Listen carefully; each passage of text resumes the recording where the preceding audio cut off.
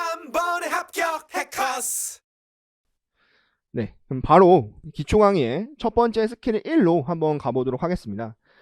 첫 번째 스킬 1이 이제 질문 던지기라고 되어 있는데요. 그러니까 뭐 질문을 던지라고 하는 것이 이제 여러분들이 리트 지문을 읽으시면서 여러분들이 질문을 던지라는 것이 아니라 이 지문을 쓰는 이 글 쓰는 사람이 이 인트로라고 하고 저는 아우트로라는 명칭을 씁니다. 이제 서두를 인트로라고 하고 마지막 나가는 글을 저는 아우트로라고 쓰거든요. 음악에서 그렇듯이. 인트로에서 저자가 무엇은 어떨까라고 하는 식으로 이제 질문을 던지는 파트가 있어요. 그러한 파트들이 이제 암시하고 있는 바는 뭐냐면 이 지문이라고 하는 것이 앞으로 이러한 것을 쟁점으로 다룰 것이다 라는 것을 알려주는 표지가 된다는 것이죠. 그래서 이제 그런 부분들을 파악하면서 글을 읽는 것을 가장 기본적인 리트 지문을 읽는 가장 기본적인 스킬로 삼아야 한다라고 하는 것을 말씀을 드리기 위해서 기초 강의의 첫 번째 스킬을 이 질문 던지기로 이제 시작을 합니다. 그리고 이제 제가 이제 이 강의에서 이 정규 커리큘럼의 첫 번째 지문으로 넣어놓은 연습 문제 1번 지문 있죠. 음악의 재현 가능성에 대한 지문이 있는데 그 지문이 사실은 저는 이 리트라고 하는 시험이 어떤 시험인지, 특히 리트 언어이해라고 하는 시험이 어떤 시험인지를 가장 잘 보여주는 그러한 지문이라고 생각이 듭니다. 왜 그러냐면 이 리트 지문이라고 하는 것이 굉장히 잘 쓴 글이고 굉장히 압축적인 글입니다. 사실은 이제 웬만한 논문이나 웬만한 대중서나 이런 것들을 읽어봐도 리트 지문처럼 정제되고 굉장히 공을 들여서 쓴 글이 사실은 많지가 않습니다. 왜냐면 정말 이제 그 법전역 측에서도 리트라고 하는 시험을 그만큼 중요한 이제 시험이라고 생각하기 때문에 이제 하나의 그 글 자체가 자기 완결적인 그러한 성격을 가지고 있는 글이 된다라는 것이죠. 근데 이제 리트라고 하는 거에서 굉장히 많이 나오는 지문이 사실은 인문학에서 이제 지문이 많이 등장을 하는데요. 이 인문학의 특성이 뭐냐면 딱 정해진 답이 하나가 없다라는 것입니다. 그러니까 이제 수학이라던가 과학이라던가 이런 쪽 학문을 공부하시는 분들은 느끼시는 게 과학에서는 사실은 진리가 있죠. 뭐 이제 우리 올해 기출에서도 뭐 진리에 대한 논쟁 이런 게 있었지만 과학에서는 그냥 진리가 있어요. 이게 모든 과학자들이 동의하는 정말 최신 학문 이슈가 아니라고 한다면 모든 과학자들이 동의하는 절대적인 진리가 있고, 그래서 이제 과학 지문들 같은 경우는 뭐 요관점도 있고 저관점도 있고 뭐 이런 식으로 지문이 전개가 되지 않고 하나의 과학적인 진리에 대해서 설명을 해주는 식으로 이제 전개가 되는 그러한 특성을 보이고 있는 반면에 인문학은 사실은 절대적인 답이 없습니다.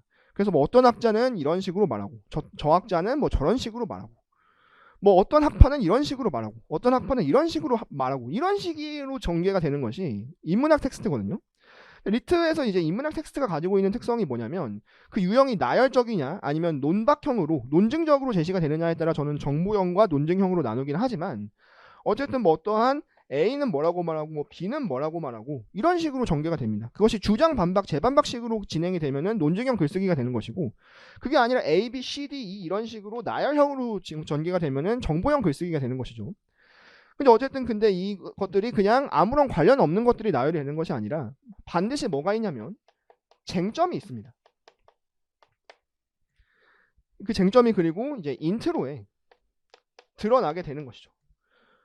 근데 이러한 쟁점을 파악하고 글을 읽느냐 안 읽느냐가 이 리트 언어이해에서 독해의 효율성에 있어서 굉장히 많은 영향을 미칩니다. 그런데 이제 제가 아까 질문 던지기라고 말씀을 드리는 이유는 뭐냐면 이러한 쟁점을 파악하는 데 있어서 가장 쉬운 방법은 뭐냐면 뭐뭐는 어떨까라고 하는 식으로 물음표가 들어간 문장이 지문에 대놓고 들어가는 경우가 있습니다. 이거는 사실은 굉장히 쉬운 이제 지문이에요. 왜냐면은 저자가 아예 대놓고 쟁점을 이렇게 던져주는 거죠. 그럼 뭐 여러분들은 독해를 하실 때 어떻게 하셔야 되냐면은 그 물음표가 써있는 그 문장에 굉장히 주목을 해주셔야 됩니다. 아, 이게 뭐냐면은 이 글 전체를 완결짓는 여기에서의 쟁점이고 그 쟁점에 대해서 어떤 식으로든 우리가 완결되는 식으로 글이 완결이 되겠구나라고 하는 것을 머릿속에 염두에 두셔야 된다는 거죠. 근데 사실은 근데 모든 글이 사실은 그런 것은 아니고 이제 어려운 지문, 특히 최근에 올수록 이런 식으로 대놓고 그 글의 쟁점을 사실은 인트로에서 말해주지 않기 때문에 여러분들이 사실 그걸 찾기 위해서 나름의 노력을 해야 되는 그런 경우도 있는데, 이것을 제가 이제 뭐 너무 옛날 걸 가지고 말씀드리면 잘 공감이 안 되실 수가 있으니까 최근 기출을 가지고 말씀을 드려보도록 하겠습니다. 리트 언어이해라고 하는 시험의 규칙이 있죠. 그 규칙이 뭐냐면 두 지문은 법학 지문에서 나오고 첫 번째 지문과 마지막 지문이 법학으로 나온다라고 하는 그러한 규칙이 2019년부터 개편이 된 이후로 이제 마련이 됐어요. 2021학년도가 예외가 있긴 한데 이제 어쨌든 이제 이게 법학을 공부하기 위한 시험이다라고 하는 것을 알려주려는 건지 첫 번째 지문을 법학을 넣고 마지막 지문을 법학을 넣는 그런 식의 약간 형식적인 그러한 완결미를 이렇게 다루고 있는데요. 근데 이제 법철학이 나오죠. 근데 법철학도 이제 인문학 지문인데 이 2023학년도 리트 언어이해 기출이 첫 번째 지문이 이제 판사의 진솔 의무라고 하는 지문이었습니다. 사실은 이제 이 지문 같은 경우도 이제 2023학년도에 시험 보신 분들이 많이 하셨던 얘기가 뭐냐면 도대체 뭔 얘기를 하는지가 감이 잘 안 잡혀가지고 시간을 낭비했다라고 하는 이런 말씀들을 많이 하셨는데 2024학년도 올해 시험에서도 첫 번째 지문이 이제 법철학 지문이었죠. 근데 거기에 대해서도 똑같은 말들을 하신 분들이 제가 상담을 해보니까 너무 많았습니다. 그러니까 사실은 2024학년도 첫 번째 법철학 지문이 더 어렵긴 했는데요. 근데 사실은 이게 똑같은 현상이 일어나는 이유가 뭐냐면 이 법철학 지문에서 사실은 이 법철학 지문의 쟁점 자체를 평소에 생각하신 분들이 많이 없으신 것도 마찬가지긴 한데 인트로에 분명히 어떤 것이 제시가 되냐면 앞으로 뭐를 다뤄볼 것이다 라고 하는 부분을 인트로에 제시를 해준다는 거죠. 그럼 여기에서 판사도 거짓말을 선택해야 하는 상황이 존재한다는 주장은 검토해 볼만 하다라고 해서 지문이 전개가 되는데 첫 번째가 인트로 단락이고 그럼 앞으로 나올 얘기가 뭐냐면은 판사가 거짓말을 해도 되느냐 진솔 의무가 있다라고 했을 때 판사가 거짓말이 허용이 되는 예외가 있냐 없냐에 대해서 반박 재반박식으로 의견들이 제시가 됩니다. 그래서 이제 그거에 대해서 yes라고 하는 관점이 있고 no라는 관점이 있어서 각자의 의견을 소개를 해주다가 마지막에 최종적으로 아우트로에서 분명히 결론을 내리죠. 어떠한 경우에서도 허용될 수 없다라고 하는 것을 이제 결론을 내리는데 그 질문을 던지기로 나온 것을 떡밥을 저자가 회수를 하는 거죠. 그러니까 인트로와 아우트로가 완벽하게 완결성을 가지고 있는 그런 글쓰기입니다. 사실은 이제 극단적으로 말해서 이 지문 같은 경우는 그 중간에 나오는 그러한 찬반 논의들을 완벽하게 디테일적으로 읽지 않아도 인트로와 아우트로만 읽어도 사실은 세 문제 중에 두 문제는 깔끔하게 풀 수 있을 정도로 사실은 이제 그 쟁점이 뭔지를 파악하는 것이 굉장히 중요한 그러한 글이었죠. 이것이 이제 2023학년도뿐만이 아니라 2024학년도 법철학 지문도 똑같습니다. 거기에서 쟁점은 뭐냐면 법학이라고 하는 것이 과연 학문성, 법학이 과연 우리가 과학이라고 하는 것은 학문이라는 게 확실한데 우리가 법학 같은 규범 학문도 과학과 같은 학문이라고 볼 수 있느냐에 대해서 두 가지 관점이 제시가 되는 거죠. 근데 많은 분들이 어떤 식으로 말씀을 하셨냐면은 내가 읽고는 있는데 어떤 걸 읽고 있는지 모르겠다. 도대체 이걸 왜 읽는 거지라고 하는 생각이 들으시면서 그 지문에서 꼬이시고 하면서 첫 번째 지문부터 시간을 말아먹으면서 전체적으로 페이스가 말렸다. 이렇게 말하시는 분들이 제가 상담을 해서 썼던 분들 중에 사실은 굉장히 많았거든요. 근데 이게 웃긴 게 뭐냐면 2023학년도 때도 제가 상담을 했을 때 이 첫 번째 지문에 대해서 똑같은 얘기를 하신 분들이 굉장히 많았습니다. 그게 왜 그러냐? 이제 왜 똑같은 현상이 발생이 되느냐라고 한다면 근데 이제 아마 올해 상담하시는 분들은 2023학년도에 대해서는 이걸 못 느끼실 가능성이 굉장히 큰데 현장에서 물론 긴장감도 있긴 하지만 우리가 어쨌든 이 리트 지문이 가장 중요한 건 뭐냐면 전체를 꿰뚫고 있는 쟁점을 파악하는 것이 사실은 굉장히 중요하다는 거죠. 그게 어디서 파악이 되냐면 인트로 부분에서 이제 던져줍니다. 가장 좋은 거는 제가 기초 지문에서 다루는 것처럼 물음표 형식으로 아주 직접적으로 그것이 딱 나와 있으면 좋겠죠. 근데 최근 갈수록 지문이 어려워지면서 사실은 그런 것들이 숨겨져 있는 경우가 많습니다. 그런데 여러분들이 어떻게 독해를 하시는 경우가 많냐면 어쨌든 우리가 7분이라고 하는 시간이 굉장히 압박적이기 때문에 다들 어떤 식으로 훈련을 하시냐면 빨리빨리 읽는 훈련을 하시는데 그럼 어떻게 되냐 인트로에서 쟁점이 파악이 안 되는데 눈은 그냥 이렇게 내려가는 거죠. 두뇌는 거기서 막혔는데 눈은 내려다가 보니까 그냥 이제 기계적으로 읽고 있는 거예요. 내가 이게 왜 나왔는지도 모르는 채. 그래서 이제 그런 부분들을 하다 보면은 내가 이 내용을 파악을 못했기 때문에 문제를 보고 답을 못 찾으니까 다시 돌아가고를 반복하다 보면은 첫 번째 지문에서 이제 시간을 굉장히 낭비를 하게 된다라는 것이죠.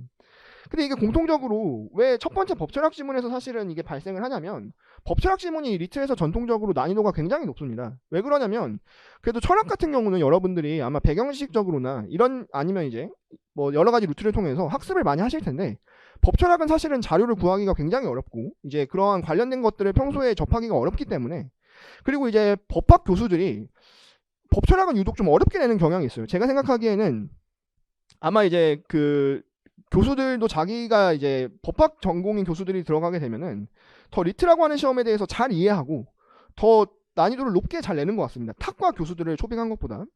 그리고 법철학이 이제 근본적으로 법학이긴 하지만 인문학적인 성격을 가지고 있기 때문에 여러 관점들이 논증형으로 주장 반박식으로 전개가 되는 경우가 많은데 그러한 이제 리트형 글쓰기에서 쟁점을 놓치게 되면은 안 그래도 굉장히 생소한 얘기인데 그것이 이제 왜 이 얘기를 하는 것인지가 파악이 안 되면서 전체적인 그러한 흐름을 놓치게 된다는 거죠.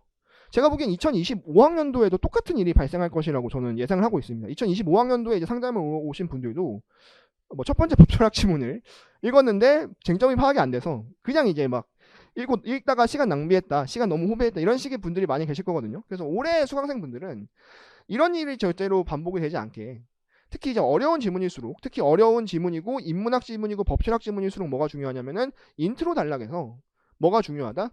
어떤 것이 쟁점인지를 파악하는 것이 굉장히 중요하다라는 것입니다.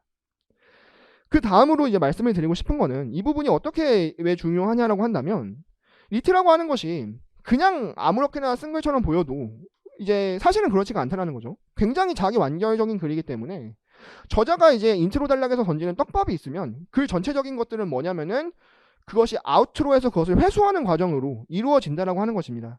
근데 여러분들이 이제 리트라고 하는 것이 워낙 세밀한 세부적인 정보들이 다 선지나 이런 것들에 반영이 되다 보니까, 그리고 정보량의 밀도가 굉장히 높은 지문들을 읽다 보니까 그 정보의 홍수에 빠지게 되면은 그 쟁점을 놓치게 되고, 그렇게 되면은 어떻게 되냐면은 그냥 기계적으로 눈만 읽고 두뇌는 멈춰 있다거나 아니면 정보 중에서 어떤 것이 중요한지를 선별적으로 파악하는 능력이 마비가 되면서 굉장히 이제 비효율적으로 독해를 하게 되는 경우가 많습니다. 근데 이제 저자가 의식적으로나 무의식적으로나 그것을 인지했는지 모르겠지만 저자는 분명히 이 지문의 전체적인 주제가 뭔지를 파악을 하고 있어요. 그리고 이제 그것을 무의식적으로 문제에 반영을 하게 되어 있습니다. 그래서 여러분들이 많이 생각하시는 게 리트 선지가 너무 찌질하게 낸다라고 생각하실 수가 있는데, 사실은 그게 찌질해 보여도 저자는 이것이 이 지문의 핵심이다라고 하는 부분과 직간접적으로 굉장히 연관이 된 경우가 많습니다. 그래서 제가 대표적으로 가장 많이 보여드리는 사례가 뭐냐면 2021학년도에 이제 뭐 기출지문을 풀어보신 분도 있고 안 풀어보신 분들도 있겠지만 2021학년도가 리트가 사실은 이제 역대 이제 두 번째죠. 올해가 가장 어려웠기 때문에 역대 두 번째로 어려웠던 이제 리트 언어 이해가 2021학년도 시험인데요.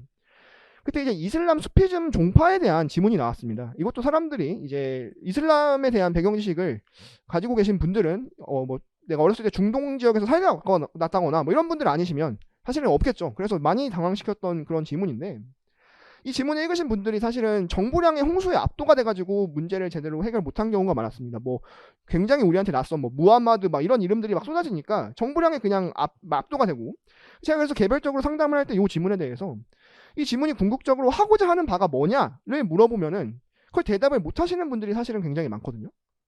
그러니까 이제 지문을 읽었는데 그 정보량의 홍수에만 몰두가 돼가지고 이 지문이 궁극적으로 하려는 바를 파악을 못한 건데, 그럼 이 지문 같은 경우는 사실 핵심은 뭐냐면 이 인트로 단락에 뭐가 있냐면 물음표로 질문을 던져준다는 것입니다.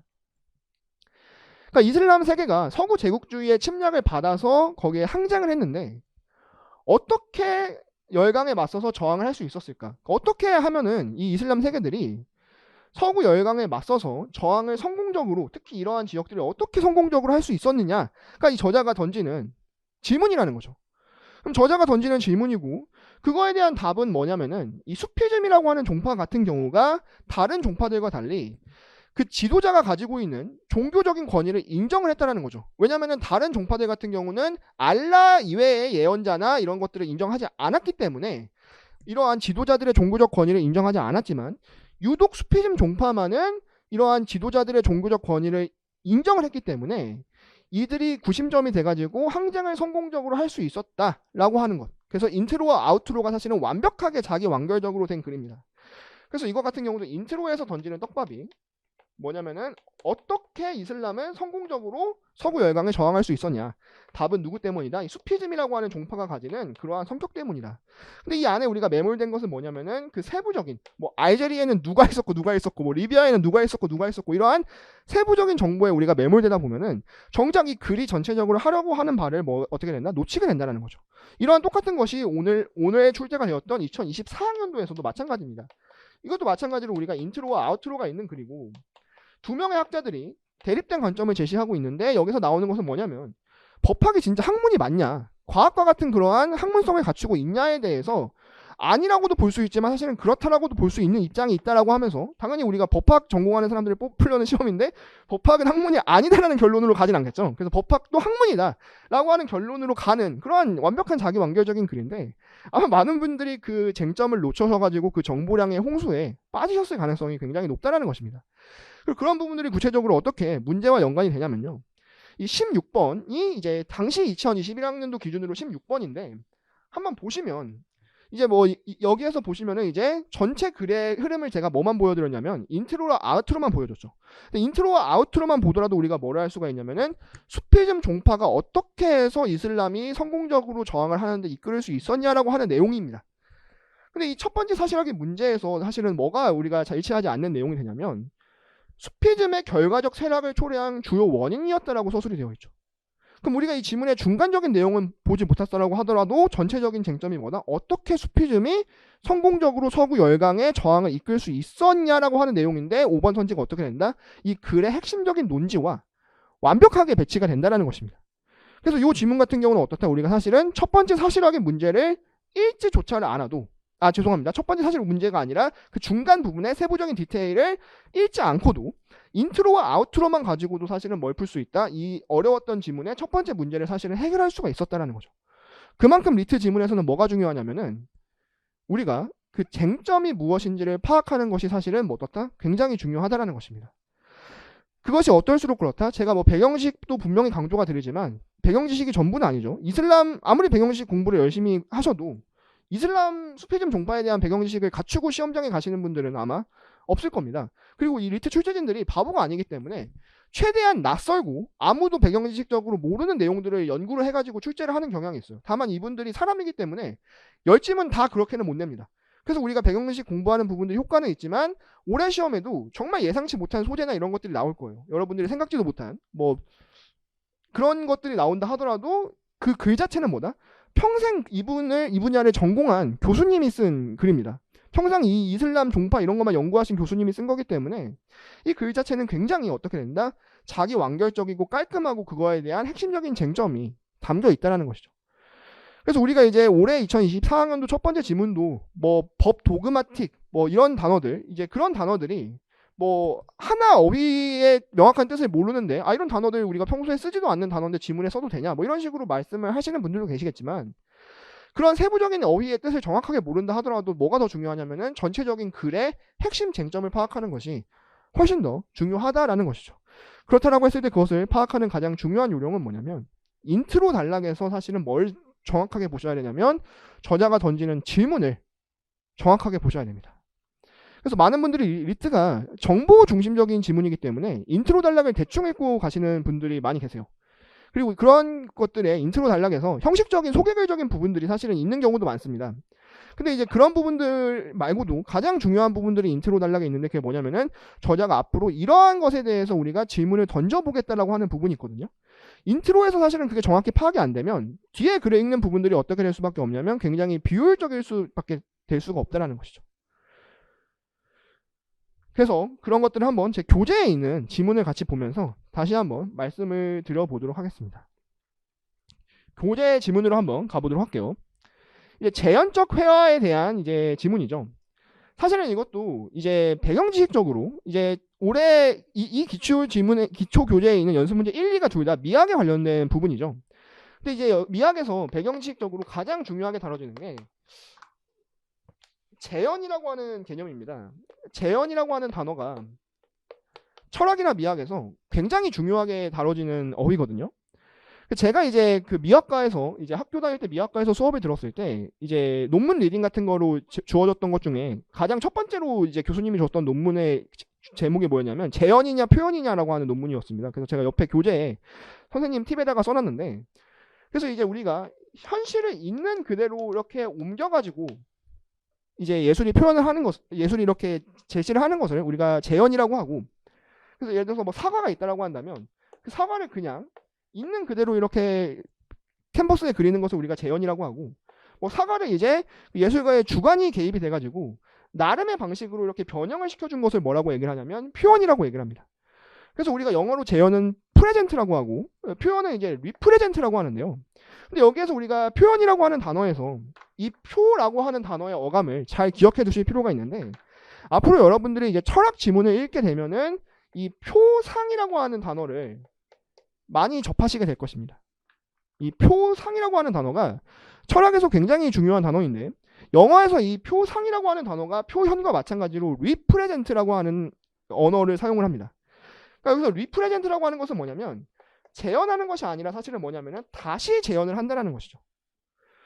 그래서 이제 다시 재현을 한다라고 하는 것은 무슨 얘기냐? 이 표상이라고 하는 것이 어떠한 현실에 있는 대상이 우리의 두뇌 속에 그려지는 것을 우리가 철학에서는 표상이라고 합니다.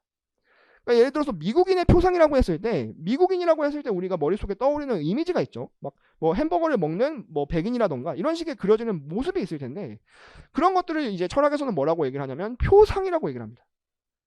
그래서 그 표상이라고 하는 것은 현실에 있는 대상과 일치하지 않을 수도 있죠. 왜냐하면 미국인이라고 해서 항상 그런 식의 형태인 것은 아니니까요. 그래서 이제 이 표상이라고 하는 단어와 표현이라고 하는 단어가 이 대상을 변형을 해서 어떤 식의 상징물로 만들어내는 그러한 개념이다. 그래서 그러한 어휘적인 어감으로 이 표라고 하는 단어가 사용이 되고, 그것과 대조적으로 있는 그대로 가져온다라고 하는 어감으로 재현이라고 하는 단어가 사용된다라고 하는 그러한 이제 철학적인 배경 지식을 알아두시면 이 지문이 훨씬 더 깔끔하게 읽혀지실 겁니다. 설령 이제 그러한 부분들이 완벽하게 갖춰지지 않는다 하더라도 우리가 이 지문에서 파악해야 될 가장 핵심적인 요소는 뭐냐면, 이제 회화라고 하는 것이 재현적이게 되기 위한 요건을 음악도 가져야 재현적인 음악이 될 수 있다면 이라고 했죠. 그럼 뭘 할 수 있다면이라고 하는 것은 뭐냐면, 저자가 여기에 대해서는 쟁점을 제기하는 것이 아니라 그냥 수용을 하는 전제라고 볼 수가 있습니다. 이것을 굳이 형식 논리학적으로 본다라고 한다면 어떠한 요건이 갖추어지면은 뭐가 만족이 된다, 이런 식으로 볼 수가 있겠죠. 근데 사실은 이런 식의 과정을 우리가 도식화를 할 필요가 없습니다. 뭐가 더 중요하냐면은 어떤 요건이 충족되면은 뭐라고 볼 수 있다라고 하는 관계를 우리가 회화나 음악이나 동일하게 적용한다라고 하는 것을 뭐뭐 할 수 있다면이라고 해서 저자는 뭘로 받아들이고 있다? 전제로 수용을 하고, 그 전제하에서 어떠한 질문을 던지는 것이냐면, 음악은 재현을 할 수 없다라고 해야 하는가라고 질문을 던진다라는 거죠. 그래서 여기에서 우리가 한 문장이지만 어디서 우리가 이제 끊어읽기를 할 수가 있냐면, 뭐뭐 할 수 있다면이라고 하는 부분은 뭐다? 저자가 수용을 하고 있는 부분이다. 그러니까 회화랑 음악에 대해서 다른 재현이냐 재현이 아니냐를 따지기 위해서 다른 기준이 적용되어야 하느냐에 대한 것도 철학의 쟁점일 수가 있겠죠. 근데 그것은 이 지문에서 다룬다 안 다룬다? 안 다룬다는 것입니다. 왜냐면은 뭐뭐 할 수 있다면이라고 해서 이것은 저자가 수용을 하는 것이고, 그런데 뭐다? 그렇다라고 했을 때, 그 전제하에서 우리가 쟁점을 제기할 때 음악이, 그러면 과연 음악이라고 하는 예술의 한 하위 장르가 재현적이라고 볼 수가 있느냐라고 하는 것이 뭐다? 이것에 대한 질문 던지기라는 것이죠. 그럼 리트 지문에 여러 번 숙달되신 분은 바로 뭐가 그려져야 되냐면, 이거에 대해서 논증형으로 제기가 되든 아니면은 여러 가지 입장, A학자, B학자, C학자, D학자로 나오는 정보형으로 전개가 되든 어떠한 입장들이 나열이 되겠구나라고 하는 것을 빨리 파악을 해주셔야 됩니다. 그럼 이 지문 같은 경우는 논증적으로 전개가 되고 있어요. 찬성 반대에 대한, 아까 이제 음악이 재현적이냐라고 하는 것은 바로 어떤 식의 답변이 가능하냐면 yes or no에 대한 답변이 가능하죠. 그래서 yes or no에 대한 여러 가지 관점들이 제시가 되는 식으로 글이 전개가 되고 있습니다. 그러면 아까 우리가 전제 조건이 뭐였냐면은, 그림을 우리가 재현적이다, 회화를 우리가 재현적이라고 할 때 요건이 음악에도 동일하게 적용이 된다라고 하는 것을 전제로 받아들였기 때문에 그 요건을 당연히 설명을 해줘야 될 필요가 있겠죠. 그래서 그 요건을 다시 한번 설명을 해줍니다. 그것은 뭐냐면은 그림의 지각 경험과 그림에 재현된 대상을 실제로 지각할 때의 경험 사이, 그러니까 우리가 이 물체가 있고 그것을 예술로 표현한 것이 있을 때 각각의 경험 사이에 닮음이 있으면 재현이다라고 하는 것이죠. 그러면 그 음악이라고 하는 것은 이것이 그대로 적용이 될 수가 있느냐? 그런데 사실은 어떻다? 음악은 그렇지가 않다라고 하는 것이 사실은 뭐냐면은 여기에서의 입장, 그러니까 음악은 재현적이냐라고 했을 때 노에 대한 입장인데, 사실은 이것도 어느 정도 우리가 예상을 할 수가 있어야 됩니다. 왜냐하면 여기서 질문 던지기를 했을 때 음악은 재현을 할 수 없다고 해야 하는가 라고 되어 있죠. 근데 사실은 이거는 약간의 꼼수긴 한데, 뭐뭐 할 수 없는가 라고 하면은 사실은 뭐냐면은 서리법적으로 사실은 할 수 있다인 경우가 많습니다. 그러니까 100% 할 수 있다인 건 아니어도 할 수 있다고 보는 경우가 많다라는 식으로 가는 경우가 많아요. 올해 리트도 마찬가지죠. 법학은 그러면 학문이 아니라고 봐야 하는가? 그럼 어떤 입장이 나오죠? 마지막에 법학도 학문이라고 볼 수 있다라는 입장으로 마무리가 됩니다. 그래서 여러분들이 뭐뭐라고 할 수 없는가라고 하는 게 우리가 흔히 말하는 서리법이라고 하는 질문 던지기 기법이죠. 뭐뭐는 할 수 없다라고 봐야 되는가? 뭐뭐는 뭐가 아닌가? 뭐 리트 점수는 올릴 수 없는가? 이러면 끝에는 뭐가 나온다? 올릴 수 있다로 끝난다는 거죠. 그래서 마찬가지로 여기도 당연히 처음에는 뭐가 나올 것이냐면 우리가 일반적으로 생각하듯이 음악은 재현적이 아니다라고 하는 첫 번째 입장이 나옵니다. 근데 거기에 대해서 어떤 식으로 우리가 나오냐면은 하지만 그렇지 않은 경우도 있다라고 해가지고 그거에 대해서 다시 반박을 해주는 그러한 식의 글이 전개가 되고 있죠. 막 여기서 하지만이 나왔기 때문에 역접이기 때문에 끊어있고 뭐 이런 유치한 그런 거는 사실은 이제 여러분들 수준에서는 리트 수준에서는 할 필요는 없지만 어쨌든 이제 우리가 어떤 거는 예상하고 계셔야 되냐면은 리트라고 하는 글의 특성상 하나의 주장만이 나오는 것이 아니라 특히 이러한 인문학 소재인 경우에 찬성 반대식으로 전개가 될 것이다라고 하는 것을 미리 예상을 하고 있어야 이러한 이제 반대되는 관점이 나오는 부분들을 빠르게 캐치할 수 있다 정도는 생각을 해두실 필요가 있고 그리고 또 어떠한 부분들이 이제 중요하냐면 올해에서도 마찬가지인데요. 리트 지문에서 이제 인문학이나 이런 것들을 보시면 수많은 관점들, 수많은 사례들이 제시가 됩니다. 이것은 이제 소재가 미학이기 때문에 이러한 이제 가로로 해서 이러한 이제 작품들이 이런 식으로 제시가 되죠. 요새는 사실은 이러한 미술 쪽이 안 나오고 2019년 이후의 경우에는 문학 이론들이 항상 나오고 있는데요. 그 문학 이론에서도 이런 식으로 지문에 인용된 문학 작품 같은 경우는 어떻게 나온다? 선지에 반드시 반영이 됩니다.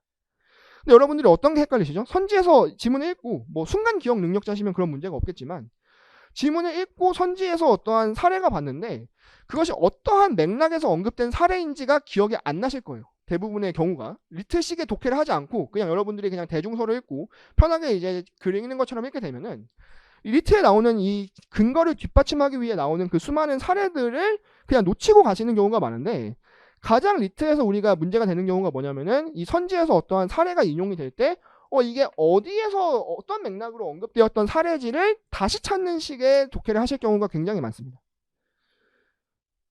사실은 이제 우리가 이게 어떻게 보면 일반적인 독해랑 약간 반대될 수가 있는데요. 우리가 일반적으로 이렇게 독해를 할 때 사례들을 잘 기억하지 않죠. 그렇지 않나요? 사례들은 우리가 잘 기억을 안 하고 큰 줄기줄기로 읽는 경우가 많습니다.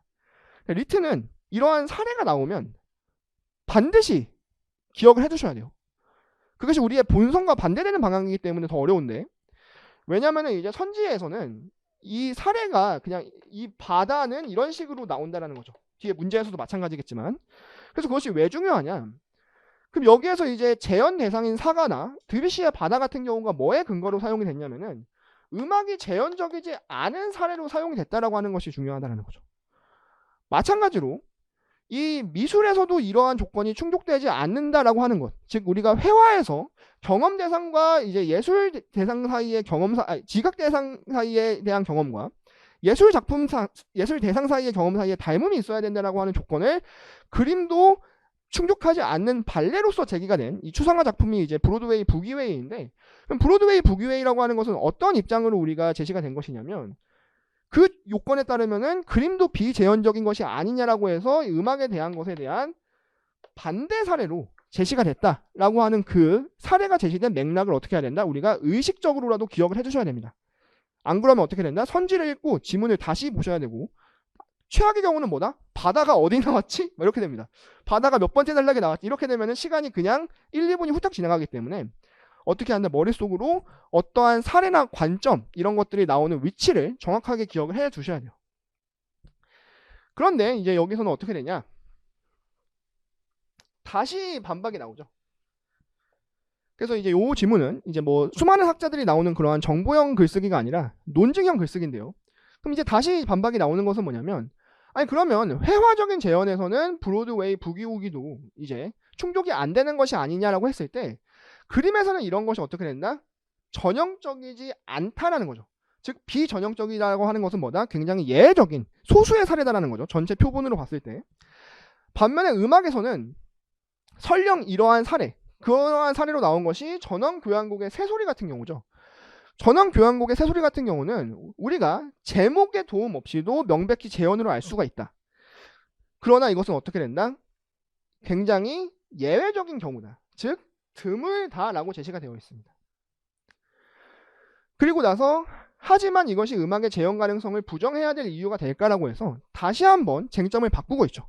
그래서 여기에서 우리가 뭐냐면은 첫 번째 쟁점에 대해서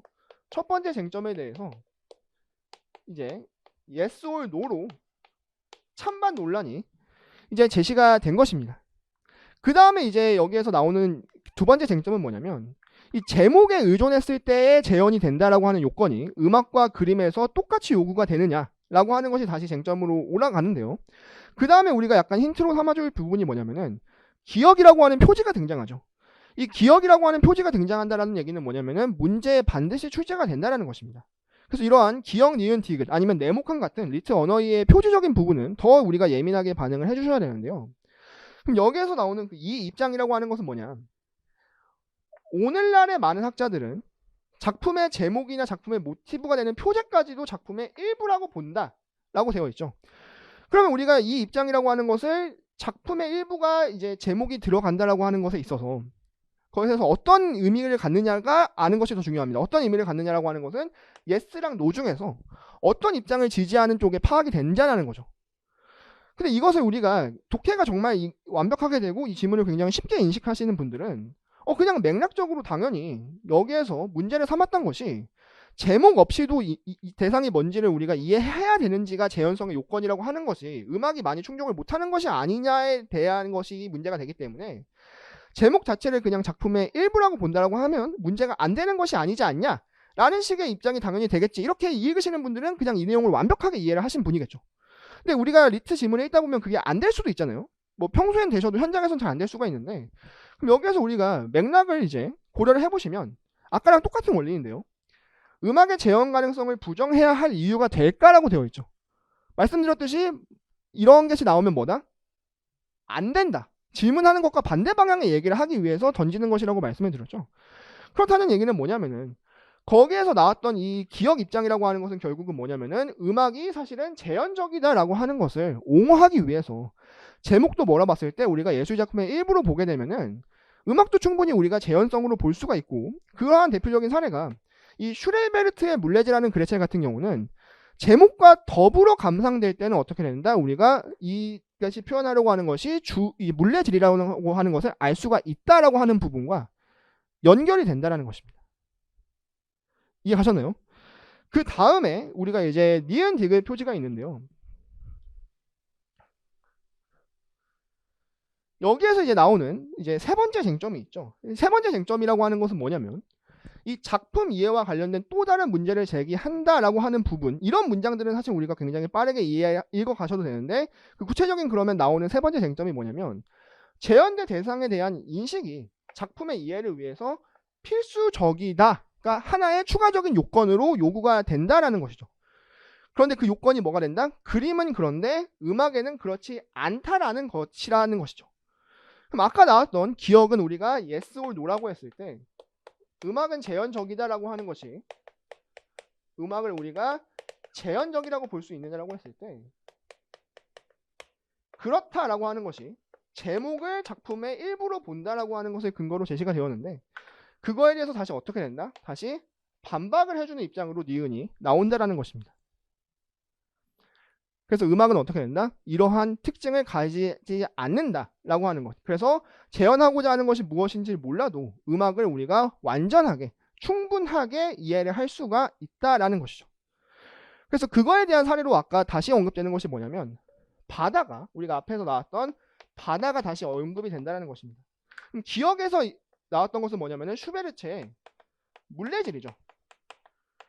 그래서 각각의 사례가 어떠한 맥락으로 연결이 되었는지를 기억을 해주셔야 되고, 그 다음에 또 뭐다? 이에 대한 반대의 입장도 제시가 될 수 있다라고 해서 다시 예스의 입장을 옹호하는 입장이 나오죠. 그럼 여기에서 이제 디귿 같은 경우는 뭐다? 여기에서 음악 같은 경우가 뭐를 요건으로 하지 않는다? 재현된 대상에 대한 인식을 요건으로 하지 않는다에 대해서 반례를 제시하는 것입니다. 사실은 음악도 그림과 마찬가지로 재현된 대상에 대한 인식을 뭘로 요구한다? 요건으로 요구해야지만 완벽하게 감상이 되는 경우가 있다.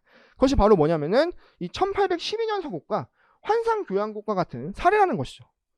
그럼 거기에서 우리가 뭐 프랑스 국가가 갑자기 출연하는 것은 이 1812년 서곡이라고 하는 것이 나폴레옹이 이제 침략했을 때, 그때 이제 러시아가 이제 굉장히 영웅적으로 여기는 그러한 역사적 사실이죠. 나폴레옹과 히틀러를 막은 것을 굉장히 러시아인들은 자랑스러워하는데, 이제 그것과 관련이 되어 있기 때문에 이제 스토리적으로 이게 등장을 했다라고 하는 것을 알아야 된다라고 하는 그러한 것으로 얘기가 된 건데, 그러한 구체적인 내용들을 완벽하게 이해하지 못한다고 하더라도 어떤 걸로 우리가 이해를 해주실 수가 있냐면 이거에 대한 어떠한 반례적인 사례로 제시가 된다는 거죠. 여기서 나오는 1812년 서곡과 뭐 환상교향곡과 같은 이러한 사례들은 뭐다?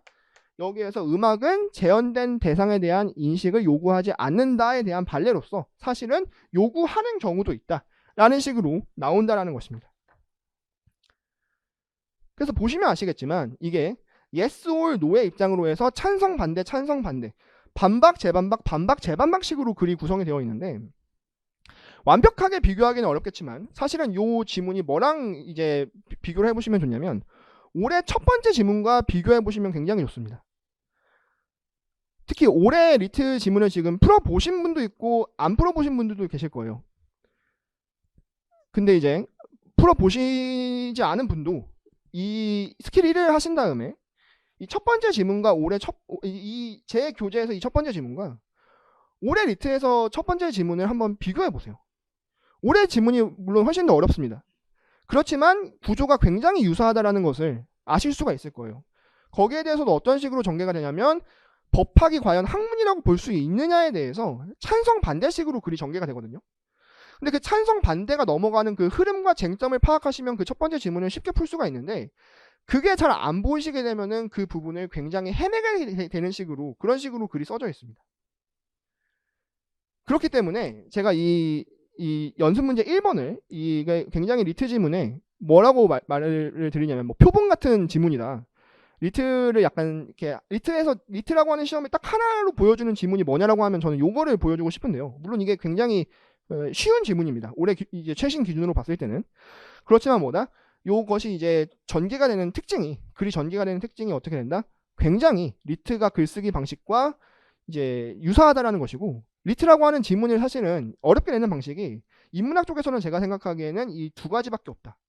뭐냐면 이렇게 어떠한 쟁점에 대해서 논증 형식으로 찬성 반대 주장 반박식으로 가는 것과 아니면 수많은 학자들을 정보형으로 나열을 해가지고 그러니까 찬성 반대 관계가 아니라 뭐 이렇게 말하는 학자도 있고 이렇게 말하는 학자도 있고 해서 정보량으로 때려박는 지문도 있고 아니면 이제 뭐 수학적인 걸로 뭐 승부 보는 지문들도 있죠. 그러나 이것은 굉장히 리트에서 정말 많이 나오는 인문학 텍스트의 유형이기 때문에 이 지문을 잘 연구를 해 두시기를 바라겠습니다. 그래서 이 지문은 사실은 어려운 지문이 아니고 재현이라고 하는 개념이 그렇게 어려운 개념이 아니기 때문에 사실은 그냥 쉽게 읽으신 분들도 어떨 수가 있다. 리트라고 하는 이 시험 방식이 잘 훈련이 안 되시면 여기에서 하실 수가 있죠. 왜냐면 우리가 일반적으로 읽을 때 어떻다? 이러한 사례들을 다 기억하면서 읽는다 안 읽는다?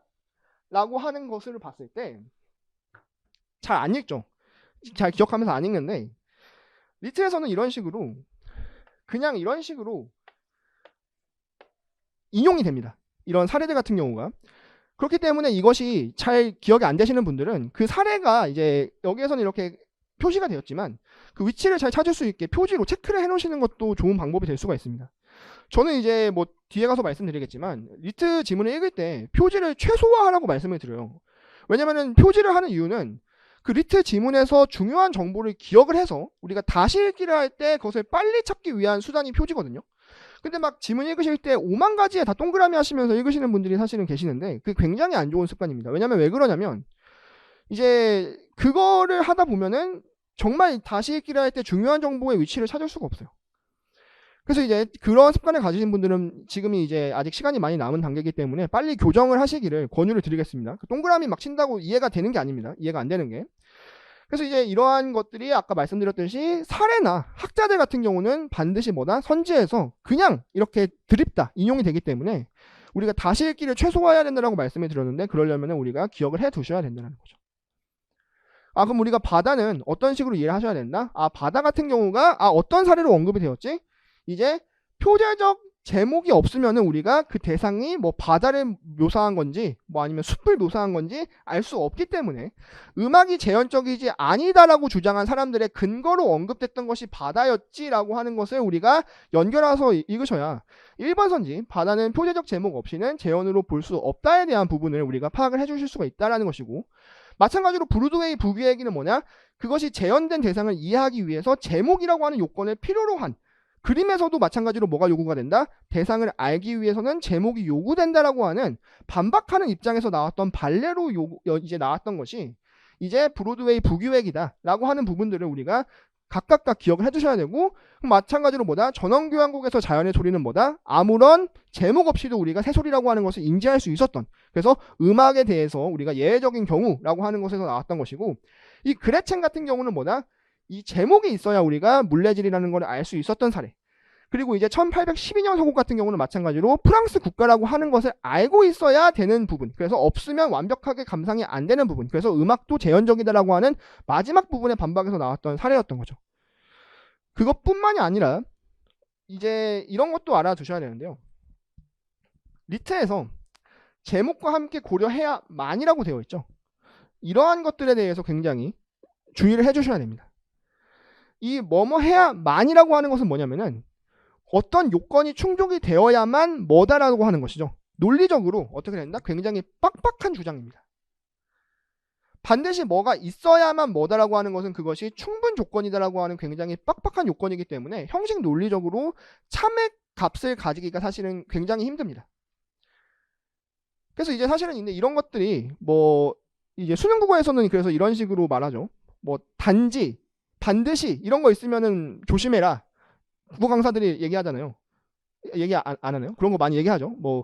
반드시 이런 거 있으면 조심해라라고 하는데, 그런 거가 통하는 거는 이제 수능 국어 같은 이제 쉬운 시험이고, 리트 같은 경우는 그렇게 대놓고 반드시 이런 거를 넣어주진 않습니다. 그런 걸 안 넣어주고 이런 조사로 살짝 포인트를 주거든요. 그래서 이런 부분들을 조심해야 되는데, 여기에서는 반드시 제목이 있어야만 재현으로 볼 수 있다라고 하는 요건이 자체가 굉장히 빡빡한 요건이기 때문에 이거는 오답 가능성이 높다라고 하는 부분을 이제 판단할 수 있는 그러한 형식 논리적인 부분도 말씀을 드리겠습니다. 그래서 여기에서 마찬가지로 이제 이 사례적인 부분에 대한 것이 첫 번째 사실 확인 문제로 나오는데, 보시면 아시겠지만 이 사실 확인 문제가 이거를 이제 아마 이렇게 푸신 분들도 계실 거예요. 이걸 풀었을 때 바다, 브로드웨이, 북웨이 전원교향곡을 선지를 보시면서 지문을 하나하나 체크하는 식으로. 근데 해보시면 아시겠지만 그러면 시간이 굉장히 오래 걸릴 수밖에 없습니다. 근데 이거랑 올해 기출 한번 비교해 보세요. 올해 기출도 문학 지문도 그렇고 이제 여러 지문들이 첫 번째 사실 확인 문제에서 무슨 관점이나 학자에 대해서 나왔습니다. 올해 경제학 첫 번째 문제도 그래요. 올해 경제학 첫 번째 지문도 고전적 관점에서는 어떻고 이런 식으로 나왔죠. 아마 그거 푸실 때 그거를 이제 다시 한번 지문으로 가시면서 푸신 분들이, 현장에서 그렇게 푸신 분들이 많이 계실 거예요. 그게 기억이 안 나면 사실은 어쩔 수가 없는데, 사실은 이미 지문을 읽었을 때 그런 식의 문제가 첫 번째 사실 확인 문제로 나올 것이라고 하는 부분들을 어느 정도 예상을 해 주셔야 됩니다. 이 사실 확인 문제에서 그런 식으로 나오는 이유가 뭐냐면, 그 지문의 가장 핵심적이고 이제 원리적인 부분이 있거든요. 그런 문제는 보통 두 번째, 세 번째 문제로 나오는 경향이 있습니다. 그럼 첫 번째 사실 확인 문제에서 많이 나오는 부분들은 뭐냐면은 여러 가지 사람들, 여러 가지 관점들, 여러 가지 사례적인 부분들이 첫 번째 사실 확인 문제에 많이 반영이 되고, 그런 부분들이 굉장히 이제 어떻게 보면은 누구가 이렇게 인용했던 전원교향곡은 이런 식으로 부연 설명이 안 붙죠. 그래서 그렇게 찾아주는 시간을 단축해주는 것이 첫 번째 사실 확인 문제를 풀어주는 포인트라고 생각을 해주시면 됩니다. 물론 이 지문은 그렇게까지는 어렵지는 않겠지만요. 그 다음 이제 2번 문제로 한번 가보도록 할게요. 그래서 리트 언어 이해가 수능 국어랑 다른 게 뭐냐면, 수능 국어에서는 사실은 첫 번째 사실 확인 문제가 거저주는 문제인 경우가 많습니다. 왜 이제 거저주는 문제냐면, 아예 이제 점수 배점 자체도 2점, 3점 이런 식으로 다르기도 하고, 이 수능 국어의 특징은 뭐냐면, 수능 국어는 패러프레이징이 없습니다. 패러프레이징이 없다는 것은 무슨 얘기냐면, 지문에 나와 있는 문장을 선지에 거의 그대로 사용해서 사실 확인 문제를 출제를 해요. 그건 왜 그러냐면, 수능 국어는 리트에 비해서 오답 논란이 훨씬 더 예민한 시험입니다. 리트는 사실은 이제 저희한테는 굉장히 중요한 시험이지만 일반 사람들은 아무런 관심이 없습니다. 리트에 오류 논란이 있든 일반 사람들은 아무런 관심이 없어요. 근데 이제 수능은 오류 났다 하면은 전 국민이 막 이렇게 하기 때문에 단어 하나만 살짝 바꿔도 사실은 국어에서는 오답 시비가 있을 수가 있거든요. 그 사실 확인 문제를 수능 국어에서는 어렵게 낼 수가 없어요. 근데 반면에 리트 언어 이해 같은 경우는 패러프레이징을 굉장히 많이 사용하기 때문에 첫 번째 사실 확인 문제가 단순히 우리가 눈알 굴리기 식으로 문장의 형태나 이런 것들을 일치하는 식으로 찾을 수 있는 게 아니라 내용적으로 어느 정도 이해가 되어야지 풀 수 있는 사실 확인 문제인 경우가 많아서 첫 번째 사실 확인 문제가 사실은 리트 언어 이해의 꽃이라고 볼 수가 있습니다. 가장 수능 국어와 차이가 나는 부분이 뭐냐면, 단순히 우리가 거시적 독해라고 해서 큰 줄기만 읽는다라고 했을 때 문제가 풀리는 것이 아니라 그 세부적인 디테일까지도 파악해 주셔야 풀어주는 것이 이제 첫 번째 문제고, 그것이 이제 사실은 뭘 가리냐면은 이 언어이의 성적을 가릅니다. 올해 언어이에 제가 상담을 해봤는데 가장 느낀 게 뭐냐면 첫 번째 문제 틀리신 분들이 굉장히 많아요. 그러니까 지문을 막론을 하고. 근데 우리 올해 지문 같은 경우도 두 번째 문제에 뭐 글쓴이의 견해를 물어본다거나 아니면 뭐 한 명 밑줄 쳐놓고 그 한 명의 견해를 물어본다거나 이런 것들이 사실은 두 번째 문제로 나오잖아요. 이런 문제는 사실은 두 번째 문제지만 오히려 첫 번째 문제에 비해서 어떻다? 훨씬 더 쉽습니다. 그런데 어떤 분들은 여기서 또 시간을 헤매셨을 거냐면 이 글쓴이의 견해가 그럼 최종적으로 뭐냐를 아마 파악을 못 하셨으면 이것도 약간 헤매셨을 수가 있다는 거죠. 근데 이것도 이제 우리가 판단하는 근거가 뭐다? 인트로와 아우트로가 있다라고 말씀을 드렸고, 인트로에서 뭐를 던져준다? 인트로에서 음악은 정말 재현이 불가능한, 음악은 재현적 성질이 없는, 음악은 재현성이 없는 예술이냐? 라고 던졌잖아요. 그럼 제가 뭐라고 말씀드렸냐면 서리법이라고 말씀드렸죠. 그렇게 뭐뭐가 아니다라고 부정적으로 던지는 경우에 저자가 하고 싶은 말은 뭐냐면은 yes라는 겁니다. 그럼 여기에서 나오는 형식이 어떤 식으로 나오냐면은 먼저 뭘 제시해주죠? 우리가 계속 왔다리 갔다리를 하지만 음악은 재현적 예술이 될 수 없다라고 하는 것을 먼저 제시를 해주고 yes라고 하는 식의 구성을 따르고 있습니다. 그거에 대해서 우리가 쟁점이 크게 세 가지로 있는데 모든 것에 대해서 우리가 뭐로 마무리가 된다? 이렇게 보면은 안 된다, 안 된다, 안 된다에 대해서 될 수 있다, 될 수 있다, 될 수 있다라고 하는 구성을 가진다는 거죠.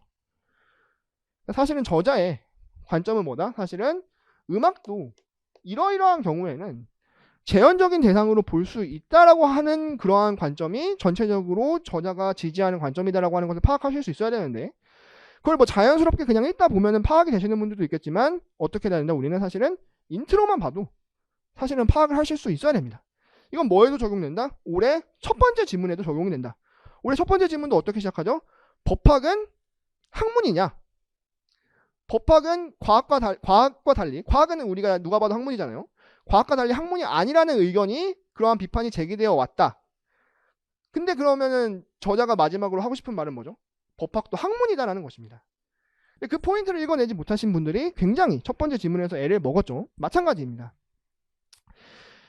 그래서 이제 그런 부분들을 읽는 것이 일단 첫 번째 포인트고요. 두 번째 포인트는 뭐냐면 리트가 선지일가 굉장히 치사하게 만든다라고 하는 부분입니다. 그럼 뭐냐면은 우리가 순수한 음악적 측면만으로 재현 대상에 대한 인식을 불러일으킬 수 있는 음악 작품이 흔히 존재한다라고 첫 번째 선지에 되어 있죠. 근데 우리가 이 형식 논리적으로 선지에 대한 참거짓을 파악을 할 때 존재한다라고 하는 주장은 이것에 대한 사례가 단 하나만 존재해도 그 명제의 진리값이 뭐가 되냐면 참이 됩니다. 제가 앞으로 이제 강의를 하면서 요 기호를 이제 많이 쓸 건데요. 이제 요 기호가 이제 수학에서 이그지스트라고 해서 존재한다라고 하는 기호입니다. 제가 이제 실제로 저도 문제 풀 때도 이거를 쓰기도 합니다. 이제 이걸 쓰는 이유는 뭐냐면 뭐뭐 할 수 있다, 존재한다 이러한 선지적인 특성을 가진 그러한 선지들은 단 하나의 사례만 있어도 진리값이 참이 되게 됩니다. 그래서 이제 그런 면에서 봤을 때 1번 선지와 5번 선지 같은 경우는 참이 되기가 굉장히 쉬운 선지라는 것이죠. 반면에 2번 선지와 4번 선지를 한번 보도록 하겠습니다. 거기에서는 별도의 기준이 마련되어야 한다, 전형적이어야 한다라고 하는 식으로 어떠한 요건을 요구될 것을 제시하고 있죠. 이런 것들은 뭐다? 굉장히 빡빡한 주장입니다. 일반적으로 어떠한 요건이 요구가 되어야 뭐뭐 할 수 있다라고 하는 주장이기 때문에 굉장히 음악이 재현이 인정될 수 있는 조건을 좁게 잡는 것이죠. 그런데 어떻다? 아까 말씀드렸지만 저자는 음악이 재현적으로 볼 수 있다라고 하는 입장이기 때문에 이 뒤에 마무리되는 선지만 봐도 2번, 4번은 좀 답이 되기 어렵겠구나 이렇게 생각할 수가 있다는 거죠.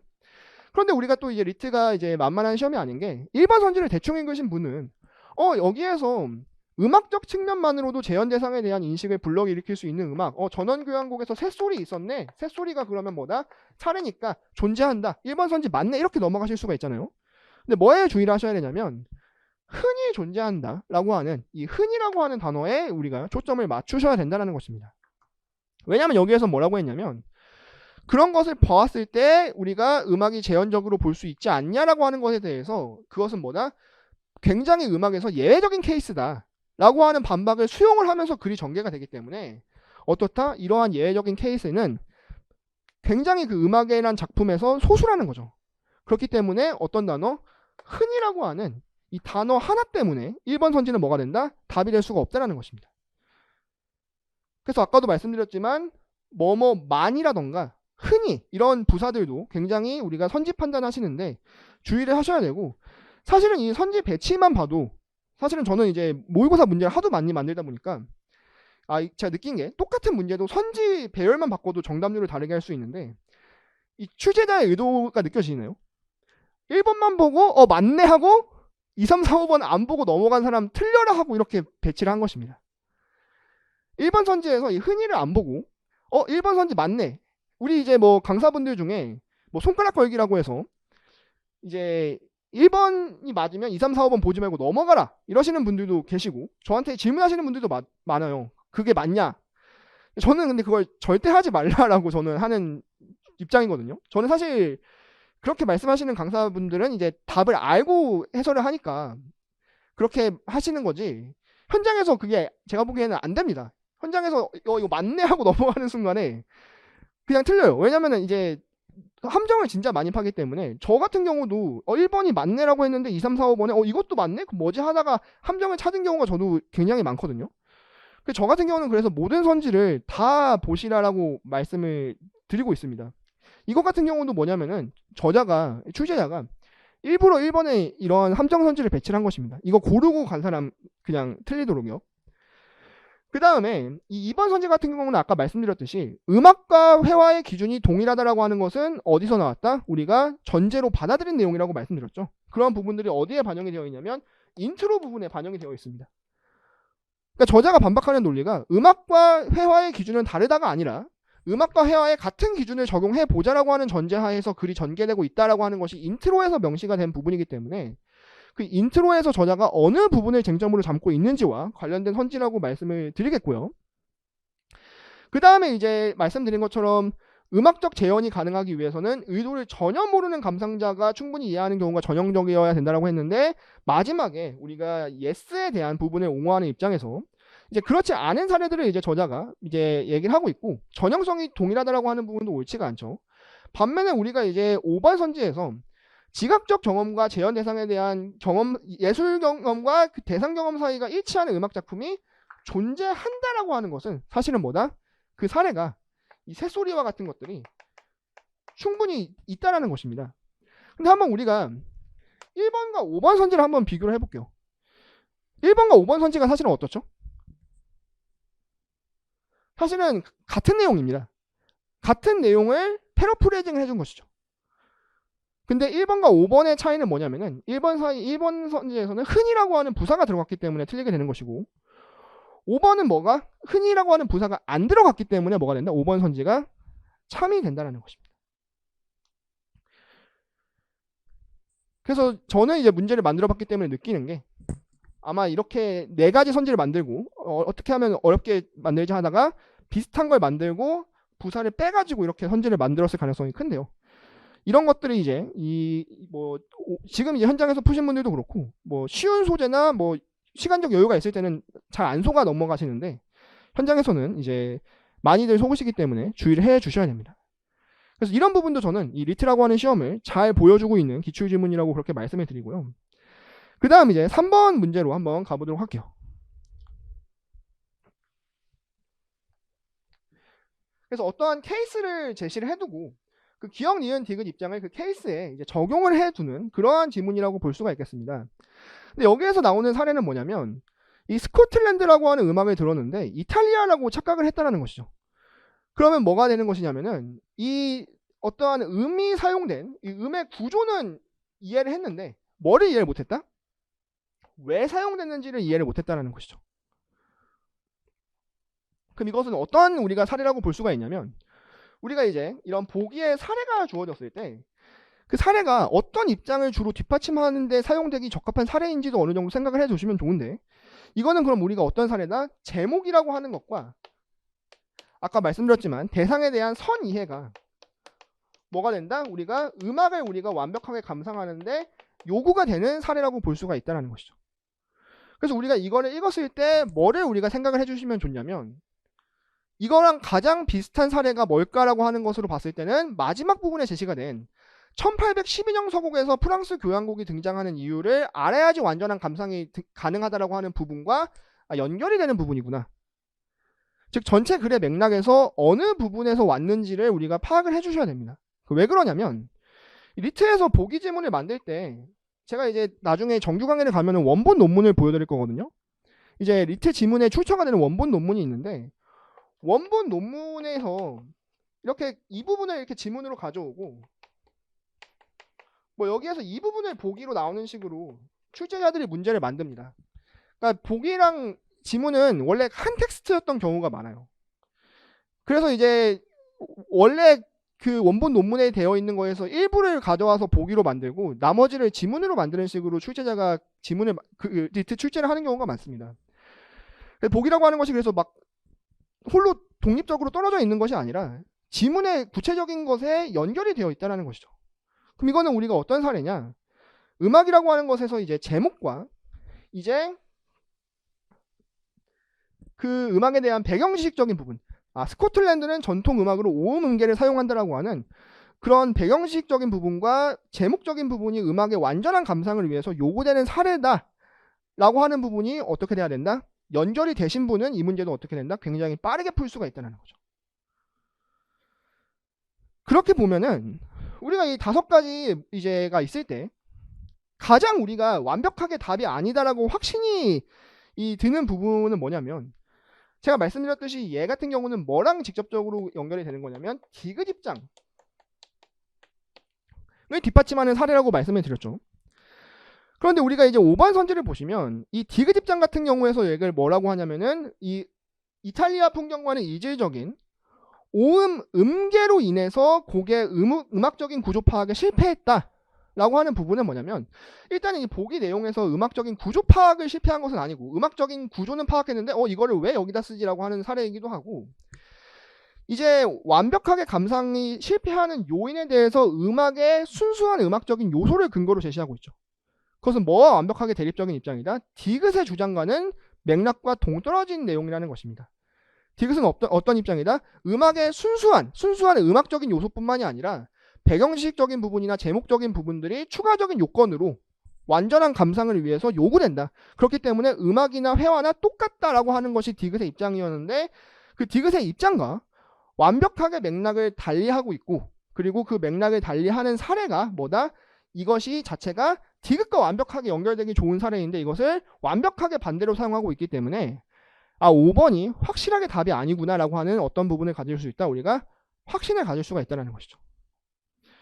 그래서 리트가 뭐 여러 가지 논란도 있긴 하지만 정답, 오답 이런 것들이 확실한 시험이잖아요. 그렇기 때문에 저자는 이 디귿을 뒷받침하는 사례를 가져온 다음에 그것을 디귿을 잘못된 방향으로 서술했기 때문에 5번 선지가 완벽하게 틀린다는 것을 파악할 수 있다라는 식의 그러한 이제 출제 의도를 담았다라는 것이죠. 그 나머지 이제 우리가 기억 니은에 대한 부분들은 이제 뭐 그렇게 어렵지 않게 이제 여러분들이 판단하실 수 있을 거라고 생각이 듭니다. 근데 여기서 이제 주의를 하셔야 할 부분은 뭐냐면은 아까도 말씀드렸지만 기억, 니은 이런 부분들을 이것을 읽으시면서 기억이 뭐였지? 니은이 뭐였지? 이렇게 하시면 어떻게 된다? 굉장히 비효율적으로 문제를 풀게 되신다라는 거죠. 그래서 지문을 읽었을 때 기억, 니은, 디귿 표지가 나오는 순간에 이런 유형의 문제, 기억, 니은, 디귿을 다시 재인용하는 문제가 나올 거라는 것을 예상을 하셔야 되기 때문에 그 기억, 니은, 디귿의 입장이 어땠는지는 확실하게 기억을 해두시는 것이 좋습니다. 네. 그래서 첫 번째 지문을 여기서 이렇게 마무리하도록 하겠고요. 두 번째 지문으로 연습 문제 2번으로 한번 가보도록 하겠습니다. 연습 문제 2번은 제가 왜 기억이 나냐면 제가 이제 처음 강의 시작했을 때 상담하신 그 수강생분 중에 한 분이 그분이 이제 서울대 로스쿨 다니시는 분한테 이제 월 100만 원 과외를 받으셨대요. 근데 이제 월 100만 원 과외 받으셨는데 그분이 이제 지문을 다 안 읽고도 문제를 풀 수 있다라고 주장을 하시면서 이 컨스터블 이 지문을 가지고 봐라, 지문 여기만 읽어도 문제 풀 수 있지 않냐, 이런 것을 이제 반복을 했는데 이제 자기가 그 과외를 받고 나서 이제 리트 시험을 봐보니까 그게 전혀 안 통하더라라는 거죠. 그래서 사기당했다고 막 저한테 막 컨스터블 같은 이런 쉬운 지문만 가지고 자기 막 스킬 얘기하더니 실전에서 하나도 안 통한다. 화도 막 욕을 저한테 실명까지 거론하시면서 하셔가지고 제가 이제 그래서 이제 기억에 남는데, 이제 그 흔히 리트 같은 경우가 지문을 다 안 읽고도 문제를 풀 수 있다. 이런 것들이 많이 스킬로 나오죠. 근데 그런 것들이 사실은 이제 사후적인 경우가 사실은 굉장히 많고, 그리고 이제 그게 옛날 지문 같은 경우나 수능 국어 지문 같은 경우는 그런 게 잘 통해요. 근데 최신 리트 같은 경우는 굉장히 이제 이곳저곳에서 세밀하게 다 냅니다. 그렇기 때문에 이제 최신 리트 같은 경우는 그러한 뭐 이제 일부 중요한 단락만 읽어가지고 읽는 그러한 스킬이 잘 안 통한다라고 하는 거를 알아두시면 좋겠습니다. 근데 이 지문 같은 경우는 이제 굉장히 초창기에 쉬운 지문이기 때문에 그런 부분들이 많이 통하는 부분이 있어서 아마 쉽게 풀으셨을 거라고 생각이 됩니다. 그럼 여기에서는 제가 강조드리고 싶은 포인트만 빠르게 보도록 할게요. 워낙 쉬운 지문이기 때문에 그렇습니다. 그럼 여기에서 이렇게 지문을 던지는 부분은 뭐냐면, 컨스터블이 왜 영국의 국민 화가가 되었을까라고 하는 그러한 이제 이 질문을 던지고 있습니다. 근데 앞에 나오는 문장을 보시면 이 컨스터블의 풍경화를 통해서 영국의 전형적인 논총 풍경을 떠올리지만, 사실은 이제 이런 것들이 컨스터블이 활동하던 당시에는 풍경화의 묘사 대상이 아니었다라고 하는 부분이 제시가 되죠. 그렇다는 얘기는 뭐냐면은, 여기에서 우리가 파악을 해주셔야 되는 부분이 뭐냐면, 컨스터블이 당대에 어떤 유행했던, 당대에 많은 사람들이 했던 그러한 풍경화 화풍을 따른 화가는 아니구나 라고 하는 부분을 이 앞의 부분을 통해서 이제 파악을 하실 수가 있습니다. 제가 이제 그 얘기를 드리는 이유는 뭐냐면, 이제 그런 이제 과외를 하셨던 분들이 이거 인트로는 이렇게 그냥 안 읽고 넘어가세요 이렇게 많이 하셨다라고 하시더라고요. 저는 오히려 인트로를 강조하는 입장인데, 여기서 막 건초 더미가 가득 싣고 졸졸 흐르는 겨울부 이런 것들은 사실 당연히 읽을 필요가 없죠. 저희가 뭐 이 글을 감상하는 게 아니라 저희는 이제 로스쿨 하려고 하는 거기 때문에. 근데 이런 식의 좀 문학적인 그러한 것들이 이제 최근 리트에서는 이런 것들이 거의 없습니다. 굉장히 다 건조한 좀 필요한 정보들만 서술이 되어 있어서, 인트로 같은 경우도 사실은 이런 식으로 낭비적으로 사용되는 경우가 거의 없고, 인트로 같은 경우도 사실 굉장히 중요한 정보를 담고 있기 때문에 저는 인트로가 오히려 굉장히 중요하다라고 하는 것들 강조를 드리겠습니다. 그렇다고 한다면 여기서 질문을 던지는 것은 왜 컨스터블은 국민 화가가 되었냐. 근데 여기서 우리가 먼저 나오는 부분이 뭐냐면은, 사실은 그 당시에 유행하던 것과는 달랐다라고 하는 것이 얘기가 되는데, 이 부분도 사실은 뭐다? 앞에서 나왔던 부분을 통해서 우리가 예상하실 수가 있고, 그것을 우리가 재진술해 주시는 그러한 부분이라고 이제 생각을 해 주시면 되겠습니다. 그 다음에 여기서 제가 항상 말씀드리는 게, 리트 언어이해에서는 무슨 관점 이런 것들이 굉장히 중요한 포인트라고 말씀을 드렸죠. 그럼 여기에서 우리가 체크를 해두셔야 되는 게 뭐냐면, 객관적 관찰과 사실적 묘사를 중시하는 관점, 번호를 표시하셔도 좋고, 이것이 뭐냐면은 첫 번째 관점인데, 우리가 질문 던지는 것은 뭐냐면은 왜 국민 화가가 됐냐 라고 했을 때, 그것은 뭐다? 이러한 과학적이고 객관적인 관찰, 과학적이고 객관적인 관찰을 통해서 당대와는 다르게 주목하지 않았던 풍경을 그렸기 때문이다 라고 하는 것이 우리가 첫 번째 시각이라고 볼 수가 있죠. 근데 말씀드렸듯이 여기서 이제 그냥 끝내는 것이 아니라 거기에 대해서 우리가 반박을 해주는, 아까랑 마찬가지로 반박을 해주는 A 관점이라고 하는 것이 등장을 하는데요. 그럼 여기에서 이제 A 관점이라고 하는 것이 사실은 우리가 흔히 말하는 마르크스주의적인 관점이라고 생각을 해주시면 좋을 것 같아요. 제가 이제 뭐 정규 강의 커리큘럼을 진행하시면서 말씀을 드리겠지만, 이 마르크스주의적인 관점이 이 인문학에서는 굉장히 많은 영향을 끼쳤습니다. 그래서 마르크스주의적인 그러한 시각이 자주 이제 언급이 되는데요. 리트 언어이의 인문학 지문에서는. 이제 그 관점은 사실 가장 핵심적인 것은 뭐냐면, 모든 것을 계급이라고 하는 요소가 가장 본질적이다 라고 본다라는 것이죠. 그래서 이제 모든 사람들은 자신의 계급적 이익에 따라서 행동할 수밖에 없고, 예술 작품조차도 뭐를 반영한다? 계급적 이익을 반영할 수밖에 없다라고 하는 것이 이제 마르크스주의의 관점입니다. 그래서 뭐 부자가, 자본가가 그린 이제 예술 작품은 자본가의 이익을 반영할 수밖에 없고, 자본가의 관점을 반영할 수밖에 없고, 이제 노동자가 그린 그림은 노동자의 관점을 반영할 수밖에 없다. 이런 식의 사고방식을 이제 마르크스주의는 가지고 있습니다. 이제 개인적으로는 굉장히 이제 좀 이렇게 동의할 수 없는 관점이긴 하지만 그런 계급적으로 모든 요소들을 환원해서 보는 그러한 관점이 마르크스주의적인 관점이라고 보시면 되는데, 그럼 여기에서 나오는 것은 뭐냐면 이 지배 계급에 의해서 왜곡된 이데올로기라고 얘기를 하면서 당시 농촌의 모습을 있는 그대로 전달해주지 않는다라고 해서, 아까 관점에서는 뭐였다? 이제 컨스터블을 높게 평가하는 근거가 객관적으로 사실 그대로 그려냈기 때문이라고 했는데, 그거에 대해서 뭐라고 하는 것이냐면은 아니다. 사실적으로 객관적으로 그리지가 않았다라는 것이죠. 그럼 뭐를 안 그렸냐? 여기에서의 사람들의 뭐를 안 그렸다? 고통받는 그러한 노동으로 고통받는 그러한 농민들의 이러한 얼굴이나 표정 같은 것들이 안 그려졌다라는 거죠. 그런데 안 그린 게 뭐다? 능력의 부재가 아니다. 세밀하게 그릴 수 있는 능력이 있었음에도 그것을 의도적으로 안 그렸다라는 것입니다. 그럼 의도적으로 안 그린 것은 뭐냐면은 이 사람이 누구기 때문에, 이 컨스터블이 지주 계급의 화가였기 때문에 그러한 이제 노동자 계급 사이에 그러한 이제 농촌 사회의 그러한 불안감이나 노동으로 인한 고통 같은 것들을 거리두기를 해서 그런 것들을 그냥 생략을 해버렸다라고 하는 것이, 이러한 이제 여기에서는 수정주의적인 미술사학자라고 나왔는데, 보통 이러한 인문학 사조에서 수정주의라고 하면 마르크스주의적인 사고인 경우가 많습니다. 우리나라 뭐 한국 전쟁에 대한 뭐 관점에서도 뭐 수정주의라고 하면 약간 이제 그런 쪽의 관점이 많은데, 그러니까 기존의 어떠한 관점에 대해서 수정을 가한다라는 의미로 이해를 해주시면 좋을 것 같습니다. 그래서 이러한 계급적인 요소로 봤을 때 이제 컨스터블 같은 경우는 어떻다? 지주 계급의 이익을 반영을 해가지고 고통받는 그러한 농민들의 그러한 불안한 풍경을 의도적으로 그리지 않았다라고 하는 것이죠. 그 두 견해에 대해서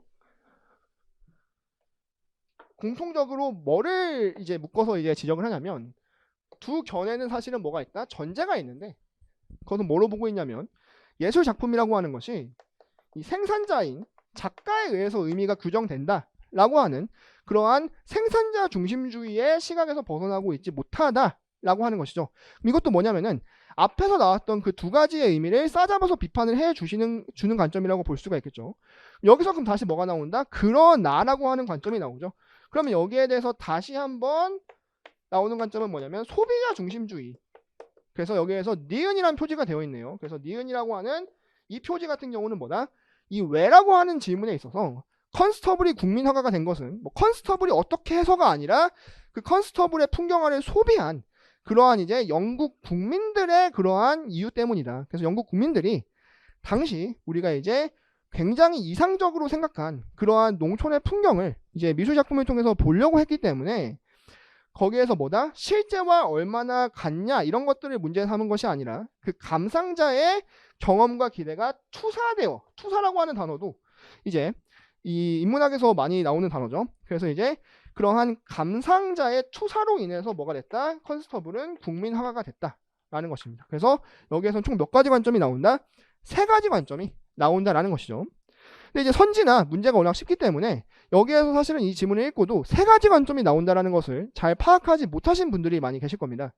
그래서 이제 초창기 지문들을 공부하실 때는 그걸 주의하셔야 돼요. 특히 이제 기초 강의에서는 지문들이 이제 지문 자체가 좀 까다로워도 문제가 쉬운 경우가 많아요. 그 당시는 이제 리트가 쉬웠기 때문에. 그래서 이제 문제만 맞으시면 이 지문을 내가 다 이해했다 이렇게 생각하시고 가시는 경우가 있거든요. 이제 옛날 기출을 푸시는 분들은. 근데 이제 그게 사실은 어떻게 보면은 약간 독이 될 수가 있습니다. 왜냐면 옛날 기출 같은 경우는 지문이 어려워도 문제가 쉬워가지고 이제 지문을 다 제대로 이해 못해도 문제는 맞으시는 경우가 사실은 많아요. 그래서 이제 지문을 완벽하게 이해 못했는데도 문제 다 맞았으니까 좀 넘어가시고 이런 경우가 많은데, 안 그래도 이제 리트라고 하는 시험이 공부할 자료가 많지 않기 때문에 옛날 쉬운 기출들을 공부하실 때는 그런 점들, 내가 이제 문제를 맞았어도 이제 지문에서 놓치지 않은 점이 있었나 없었나 이런 것들을 통해서 자신의 독해력을 잘 점검을 하셔야 되는데, 이 지문을 읽고서는 뭐가 바로 파악이 되셔야 된다? 총 세 가지 관점. 이 저자가 던진 왜 컨스터블이 영국의 국민 화가가 되었냐라고 하는 질문에 대해서 총 세 가지 관점이 있고 각각가 어떻게 된다? 이렇게 대립되는 쟁점적인 부분을 가지고 있다라고 하는 그러한 관계가 어떻게 되어야 되냐면 눈에 직접적으로 보여지셔야 된다는 거죠. 문제로 한번 가보도록 하겠습니다.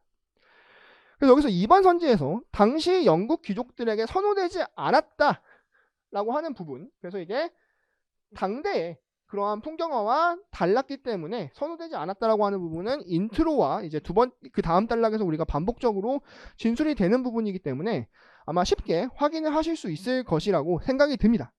그리고 이러한 픽처레스크 풍경화 같은 거 있잖아요.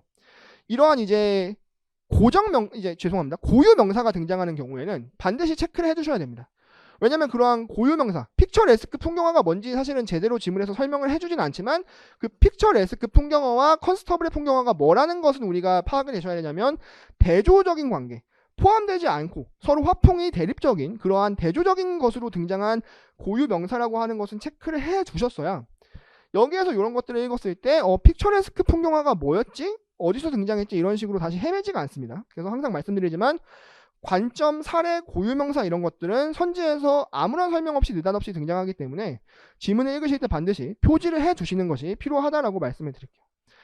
그 다음 인물 표현에는 재능이 없었음을 보여준다라고 되어 있는데요. 이것도 우리가 아주 디테일하게 이 사람이 능력이 없어가지고 인물 표정을 안 그린 것이 아니다라고 하는 부분이 제시가 되어 있는데 인문학이나 철학에서 사실은 굉장히 중요하고 사실은 법학에서도 굉장히 중요하잖아요. 능력이 있어서 우리가 어떤 행위를 했냐 안 했냐 자기 부자기 뭐 이런 것들이 있을 때 능력이라고 하는 또 다른 변수가 있죠. 할 수 있는데 안 한 것과 할 수 없어서 안 한 것 이런 것들이 사실은 이제 법학에서도 굉장히 중요하게 다뤄지는 것처럼 이제 칸트 철학에서도 사실은 그것도 굉장히 중요한 요소인 것처럼 이러한 능력이 없어서 안 했냐 아니면 능력이 있는데도 안 했냐 이 디테일은 사실은 이제 리트 지문에서 선지의 포인트로 자주 등장하는 그러한 요소입니다. 그래서 이 문제에서는 사실은 4번 선지가 굉장히 쉽게 판단되실 수가 있는데 이 지문 자체가 워낙 정보량이 밀도가 낮다 보니까 빡빡한 지문에서는 이런 것들 굉장히 헷갈리실 수가 있죠. 그래서 이런 것들도 체크를 해 주셔야 되고 그 다음 사실 이런 것도 아까랑 선지 출제 원리를 잘 보시면 객관적 관찰에 기초하여 19세기 영국 논초의 현실을 과감없이 그려냈다라고 되어 있죠. 이것은 뭐냐면은 첫 번째로 등장한 관점을 반영하고 있고 이 첫 번째로 등장한 관점은 어떻게 되고 있다? 지문의 후반부에서 반박이 되고 있죠. 지문에서 반박이 되고 있는 관점은 사실 확인 문제의 선지에 참인 선지가 되기가 어렵다라는 것입니다. 이것은 뭐냐면은 우리가 아까 앞에서 봤었던 연습 문제 1번에서도 사실 확인 선지에서 똑같은 원리가 적용이 된 것을 우리가 확인할 수가 있죠. 반박이 되고 있는 관점은 사실 확인 선지에서 그냥 일반적으로 참거짓을 논하는 사실 확인 선지에서 우리가 참인 진리값을 갖는 명제가 되기 어렵다라는 것입니다. 그 다음 5번 문제로 한번 가보도록 하겠습니다. 그래서 이제 니은을 바탕으로 기억에 대한 답한 내용으로 가장 적절한 것은 이제 무엇인가를 물어봤는데요. 그러니까 이제 이거 자체가 문제 형식이 이제 질문 던지기라고 하는 형식을 그대로 이제 차용을 하고 있죠. 그러면 이제 니은의 관점은 뭐냐? 아까도 말씀드렸지만 컨스터블이 뭐를 잘해서 컨스터블의 풍경화가 어떤 특징을 가지고 있고 뭐 이런 식으로 분석하는 게 뭐다? 생산자 중심주의라고 비판을 하면서 누구 때문이다? 감상자들이 국민화가로 만든 것이다 라고 하는 관점이기 때문에 감상자인 누가? 도시인. 이 도시인들이 뭐냐면은 바로 이 감상자의 하위 속성을 가진 어휘잖아요. 그렇기 때문에 이 감상자를 설명 요소로 두고 있는 것이 우리가 이 관점, 니은 관점에서 나오는 이제 가장 적합한 설명이다 라는 것을 우리가 바로 이제 캐치를 해 주실 수 있어야 됩니다. 그럼 그런 관점으로 봤을 때 가장 우리가 헷갈리는 것은 뭐냐면 이제 1번이죠. 여기서도 마찬가지로 이제 2, 3, 4번은 사실은 우리가 대충 봐도 틀리다라고 하는 것을 바로 캐치하실 수 있어야 되는 게 주어가 뭐다? 컨스터블이 어떻게, 컨스터블의 풍경화가 어떻게 뭐 이런 것들이 사실은 포인트잖아요. 그러니까 이제 기본적인 관점 자체가 생산자 중심적인 관점, 뭐 컨스터블이 어떻게 했고 뭐 이런 것들로 설명이 되어 있기 때문에 니은과는 완벽하게 다르다라는 것입니다. 근데 이제 1번 선지 같은 경우는 현대 영국인들 이런 식으로 되어 있기 때문에 이것은 뭐다? 감상자 중심, 소비자 중심으로 설명을 하고 있죠. 그런데 뭐다? 이 농민의 구체적인 삶에 대해서 연대감이라고 하는 부분이 뭐다? 팩트 자체가 이 마르크스주의적인 관점에 의해서 반박이 되고 있다는 거죠. 컨스터블은 뭐다? 그 당시 농민들이 느꼈던 고통이나 불안 같은 거를 공감하지 못했다라고 하는 것이 그 중간 관점에서 제시가 되어 있기 때문에 이제 1번 선지 같은 경우가 이 부분 때문에 틀리게 된다는 것이죠.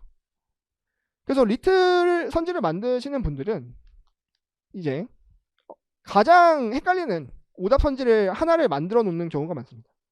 그러니까 5개 선지가 있다라고 한다면 뭐 2, 3, 4번은 좀 누가 봐도 쉽게 틀린 걸 파악할 수가 있고 1번, 5번은 굉장히 헷갈릴 수 있는 그런 식으로 선지를 구성하는 경우가 굉장히 많은데요. 두 가지 헷갈리는 선지가 있다고 했을 때는 우리가 그 선지에서 논리적으로 거짓이 되는 부분, 사실 팩트적으로 거짓이 될 수 있는 부분, 그런 것들을 저는 뭐냐고 부르냐면은 이제 불순물이 될 수 있는 부분이라고 말을 하는데, 그런 부분들을 정확하게 가지고 있는 포인트들을 찾아내서 선지를 골라주시면 이제 우리가 함정에 피하지 않고 답을 고를 수가 있습니다. 그 다음 6번 문제로 한번 가보도록 하겠습니다. 이거는 사실은 이제 요새는 안 나오는 유형이거든요. 그래서 크게 이제 의미를 안 두셔도 되는데, 이제 여기서 나오는 A 관점은 이제 말씀드렸듯이 이제 저자의 정체성적인 부분, 저자가 뭐 노동자냐 지주냐 이러한 정체성적인 부분을 가지고 작품을 평가하는 그러한 이제 마르크스주의적인 관점을 이제 반영을 하고 있는데, 여기에서 우리가 이제 고갱이 이제 그렸던 그림 같은 경우가, 이 고갱이라고 하는 사람이 서구인이기 때문에 그 서구인의 우월적 시각을 가지고 그 원시인들을 왜곡시켜서 그렸다라고 하는 관점을 가지고 있기 때문에 이번 선지가 가장 적절한 것이다, 이런 식으로 쉽게 캐치를 하실 수가 있는데요. 근데 이제 오늘날의 방식으로 만든다라고 한다면 아마 이런 식으로 나오겠죠. 보기를 주어지고 보기에서 뭐 고갱이 뭐 원시인들을 가지고 그림을 그렸는데 뭐 원시인들을 막 행복하게만 그렸다, 뭐 이런 식으로 나와준 다음에 그거에 대해서 이제 선지를 가지고 뭐 어떤 관점은 이걸 뭐라고 보겠군, 이런 식으로 오늘날 형식으로는 나올 것입니다. 어쨌든 우리가 뭐는 파악하실 수 있어야 되냐면, 이것이 이제 이러한 사례가 아까 나왔던 그러한 마르크스주의적인 관점으로 예술작품을 분석하는, 그래서 그 사람이 가지고 있는 어떤 계급적 정체성을 가지고 예술을 이렇게 성격을 이렇게 비평하는 그러한 관점과 연결이 된다라고 하는 부분들을 이해를 해 주시면 될 것 같습니다. 사실은 이제 이 두 번째 연습 문제 같은 경우는 제가 이렇게 풀이를 한 방식이나 제가 이렇게 설명을 한 방식보다 훨씬 더 이렇게 간단하게 설명할 수가 있습니다. 그때 이제 제가 뭐 그거를 그 과의 내용을 들은 건 아니지만, 사실은 이제 막 그렇게 설명하면은 강사 입장에서도 이제 뭐 정말 이것만 딱딱딱 읽으면 빠르게 딱 풀 수 있습니다, 엄청 쉽죠, 이런 식으로 강의하는 방식이 사실은 강사 입장에서는 굉장히 유혹을 많이 느끼는 방식입니다. 그러면 이제 수강생들이 와 이런 식으로 경의에 찬 눈빛으로, 사실은 제가 보기에는 그런 것들은 이제 이미 답을 알고 있고 사후적으로 답을 알고 있는 입장에서는 그렇게 설명을 할 수가 있거든요. 이제 연구를 하는 거죠. 답이 이건데 이걸 어떻게 하면은 가장 효율적으로 이 질문을 풀었을까라는 식으로 설명을 하면은 그렇게 누구나 저는 그렇게 설명할 수 있다라고 생각이 들어요. 근데 저는 사실 근데 그런 식으로 이제 사후적 풀이로 이제 리트 지문을 공부하는 게 저는 별 도움이 안 된다라고 생각이 듭니다. 왜냐면 현장에서는 안 통해요. 그게 잘 안 됩니다.